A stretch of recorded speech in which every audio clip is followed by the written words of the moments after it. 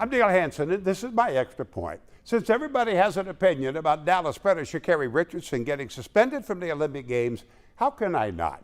Richardson gets a 30-day suspension for smoking marijuana, but this isn't a performance-enhancing drug. If it was, a good friend of mine would be the fastest guy on the planet.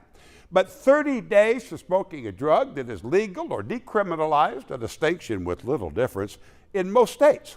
I'm with most Americans who think marijuana should be legal. I'm not saying people should smoke it. I'm just saying they should be able to if they want.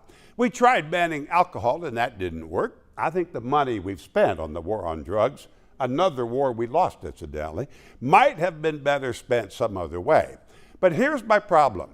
I don't buy her explanation as to why she decided to use the drug. I'm sorry, I don't. And I do believe this. While I don't think marijuana is the problem some people make it out to be, if you can't stop smoking when you know you're going to be tested, you have a problem.